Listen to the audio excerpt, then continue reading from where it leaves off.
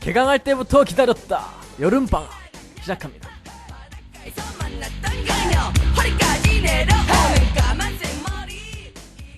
네, 신나는 여름방학이 다가오고 있네요. 여름 말고 여름방학이요? 네, 저는 더운 걸 싫어하거든요. 여름보단 여름인데 방학을 기다리고 있습니다. 한 달이나 미리 준비하는 성실한 방송. I say 여름. You say 방학. 여름? 방학. 여름? 방학. 예. 매주 화요일 게임 방송 너 지니어스 언어의 마술사를 방송했었는데요. 중간고사가 지나도록 도대체 무슨 게임을 하는지 모르겠다는 반응이 많아서 축복 속에 폐지를 결정했습니다. 여름방학 시즌에 맞추어 새로운 방송으로 찾아왔습니다. 벌써 여름방학? 이라는 반응을 내주실 분들도 많으실 텐데요. 저희 방송은 여름방학에 떠나는 세계여행에 딱 초점을 두기로 했습니다. 대학생의 여름방학. 네, 제가 작년에 겪어봤는데요. 낮 12시에 일어나서 TV 보고 빈둥거리다가 아침 겸 점심 겸 저녁을 먹죠. 그래서 이번 방학은 해외여행으로 알차게 보내볼까 해요. 사실 지금 여름방학 여행 계획을 세우기엔 오히려 늦은 감이 있죠. 유럽 같은 곳은 2, 3월에 미리 비행기를 예매해야 비행기 표를 싸게 구할 수 있거든요. 유럽을 가실 분들은 이미 다 준비를 끝내셨을 거라고 생각하고 저희는 6월에 비행기표 끊어서 8월에 2주간 다녀오는 벼락 해외여행을 노리기로 합니다. 오호 신난다! 오오오. 네, 하지만 모아둔 돈이 많지 않겠죠? 여러분의 주머니 사정도 생각해서 첫 번째 코너 그래서 어디 가라고? 에서는 저렴하고 가볍게 다녀올 수 있는 해외여행지를 추천해 드릴 거고요. 두 번째 코너 그래서 어떡하라고? 예서는 해외여행을 떠나시는 여러분에게 도움이 될 만한 여행 정보를 드릴 거예요. 여름! 방학! 시작할게요.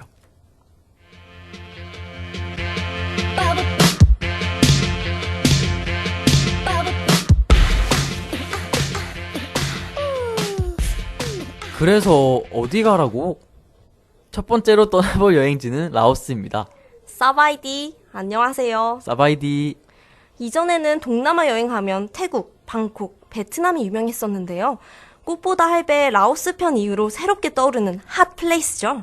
추천하는 이유 첫 번째, 비교적 싸다. 8월 중순에 떠나는 기준, 지금 검색해봤더니 저가 항공으로 예약하면 최저 51만원, 보통 60만원 정도의 비행기표를 구할 수 있네요. 그리고 물가가 정말 싸서 5일에 20만원도 안 쓴다고 합니다. 총 5일에 80만원 정도라고 하니 한 번 여행에 500만원씩 드는 유럽 여행과는 달리 비교적 쉽게 떠날 수 있죠. 라오스 화폐 단위는 깁인데요. 1000깁이 140원이고요. 식사 한 끼에 5000깁에서 15,000깁 정도 한다고 하니까 2,000원 정도면 밥을 먹을 수 있네요. 네. 그리고 숙박비도 되게 싸서 게스트하우스 같은 곳은 하루에 1인당 6,000원인 방도 있고요. 호텔도 3만원이면 묵을 수 있다고 합니다. 그 정도면 7월 한 달 동안 알바해서 8월에 떠날 수도 있겠네요. 그쵸. 그리고 두 번째 추천 이유는 시간이 느린 마을, 요정이 나올 것 같은 풍경, 느림과 여유에 익숙한 나라이기 때문입니다. 우리나라는 빨리빨리, 최대한 잘, 많이, 열심히가 당연시되고 있죠. 매주 과제에 퀴즈에 동아리 회식 등 바쁜 일정이 가득합니다. 잠깐 시간이 나더라도 스마트폰을 항상 손에 들고 있고 누군가와 계속 톡하고 페이스북 보고 TV 보고 쉴 새 없이 무언가를 계속하고 있죠. 반면 라오스는 개발이 멈춘 나라라고들 합니다. 가만히 앉아서 멍하게 산을 바라봤다가 책을 읽다가 다시 산을 바라보면서 멍하게 가만히 있는 여유로운 시간들을 보내는 게 당연한 곳이라고 하네요. 네, 라오스가 우리나라보다 개발은 덜 되었지만 행복 지수는 아주 높다고 하는데요. 우리와는 다른 여유와 느림에서 그 이유를 찾아볼 수도 있을 것 같네요. 그러면 라오스는 자아성찰을 하는 곳인가요? 아니요, 천만의 말씀. 오히려 휴양지 같기도 합니다. 아직 개발이 안 된 만큼 자연 그대로의 깨끗하고 푸른 모습이 많이 보존되어 있는데요. 깨끗하고 상큼함, 그러면서도 여유와 느림을 느낄 수 있기 때문에 매력이 있는 거죠. 라오스는 내륙 지역이라 바다는 없어요. 하지만 아름다운 블루라군이 있습니다. 아, 블루 라군. 파란 너구리요? 너구리는 라쿤이죠. 블루라군은 숲속에 있는 빛이 세계 아름다운 호수인데요. 꼭 검색해서 사진 한번 보세요. 진짜 예뻐요.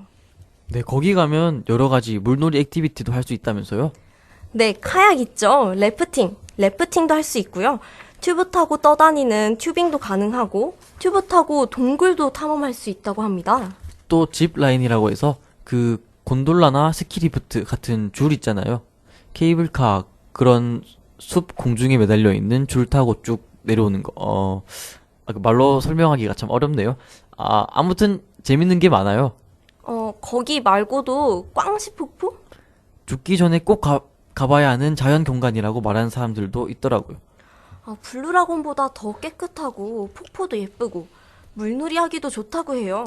듣다 보니 물놀이 싫어하는 사람한테는 별로인 여행지인데요? 네, 제 생각도 그래요. 하지만 물놀이를 좋아한다면 이번 여름에 방학! 다녀오시는 거 괜찮을 것 같습니다. 그리고 라오스의 음식은 어떤가요? 여행하면 음식을 빼놓을 수 없는데요. 빼놓을 수 없는 게 아니라 제일 중요하죠. 전 그 정도로 식탐이 많지는 않아서. 네. 라오스도 역시 동남아시아이기 때문에 특유의 향신료가 가미된 요리가 많다고 해요. 주식이 밥이랑 반찬이라고 합니다. 쌀국수랑 대나무 밥인 카오랑도 있고요. 저는 그거 먹고 싶어요. 찰압에 달걀 묻혀서 숯불에 구운 카우빵? 향신료가 강하게 들어가지만 버사이 팍치라고 말하면 빼고 만들어준다고 하네요. 다행이네요. 전 향신료가 안 맞아서 잘 안 먹거든요. 그래요? 하지만 걱정 마세요.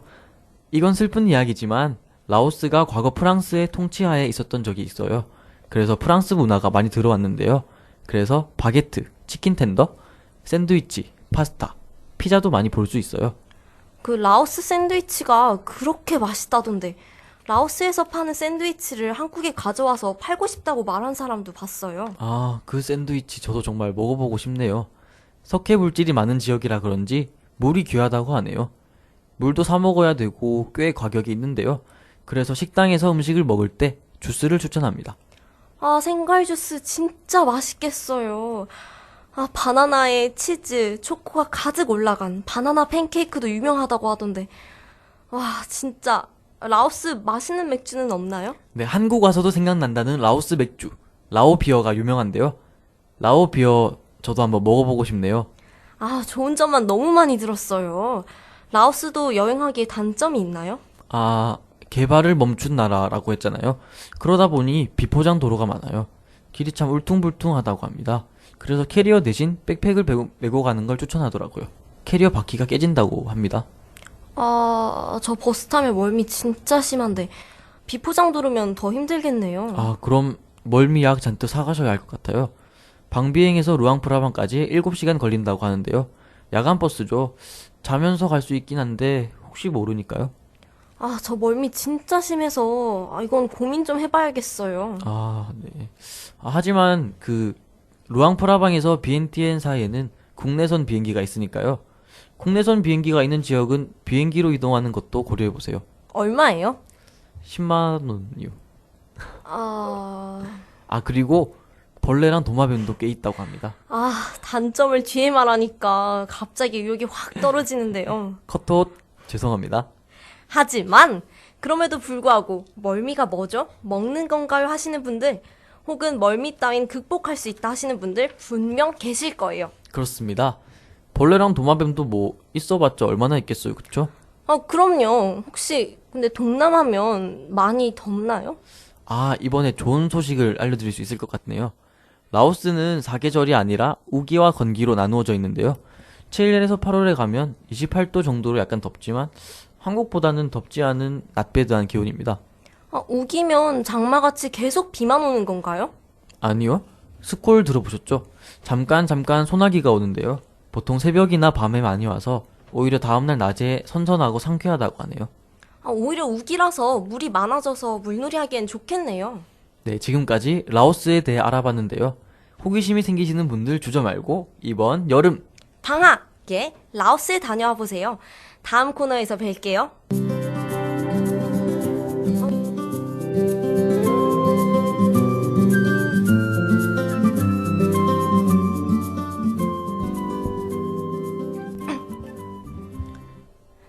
해외여행은 처음이고 어디서부터 어떻게 준비할지 모르겠다고요?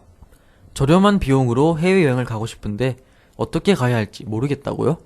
그래서 준비했습니다. 해외여행을 처음 가는 유니스타 여러분의 준비를 도와줄 코너. 그래서 어떡하라고? 이번 주는 여행 가기 전 준비할 때의 노하우를 알려드리려고 합니다. 동영 씨, 만약 해외여행을 처음 간다면 어떤 일이 가장 설렐까요? 저는 처음 비행기 탈 때 그때 가장 설렐 것 같아요.